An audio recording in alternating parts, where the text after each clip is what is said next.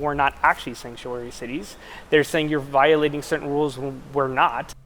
Tonight, we are staying on top of dozens of Colorado cities and counties thrown into the national spotlight. And there are so many questions swirling after the Department of Homeland Security released a list of some 500 communities it labeled sanctuary jurisdictions for immigrants.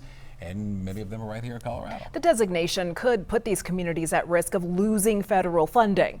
Take a look at this map. The Trump administration says these areas on your screen are getting in the way of immigration enforcement and could face legal consequences if they do not comply. And we're hearing from leaders in some of these cities and counties who say they're surprised they're on the list and have begun pushing back against how DHS made its determination.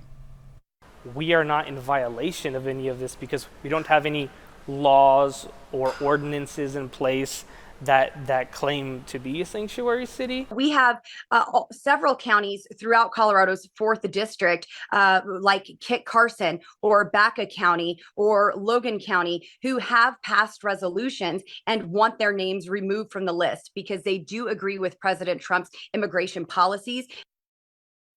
Let's take this more in depth tonight. Joining us now is Scripps News Group investigative reporter Lori Jane Gliha. Lori Jane, first, how did DHS determine which cities and counties to include in this list? Well, the DHS told us this designation is based on a number of factors. So first of all, if a jurisdiction self-identifies as a sanctuary city or county, that gets them on the list.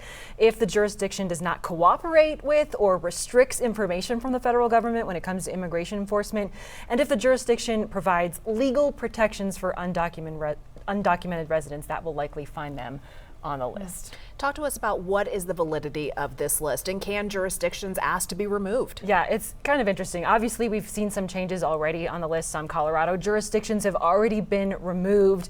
We've talked to leaders in other parts of the country as well, and some are surprised that they were on this list, so it will likely be changing, especially true since DHS told us this list can be updated at any time. Wow. So looking forward, what will the impact be if that federal funding is cut from these cities and counties? Yeah, you know what? I think a lot of jurisdictions are taking a hard look right now on how they use federal funding and what services they provide that are based on that funding. This could affect community health or food services and a bunch of things. Depending on where you live, it looks different for every community, but leaders say this could be a huge loss if they do lose these funds. We'll continue to stay on top of this story. Scripps News Group's Lori Jane Gliha in studio for us tonight. Lori Jane, thank you. Thanks for having me.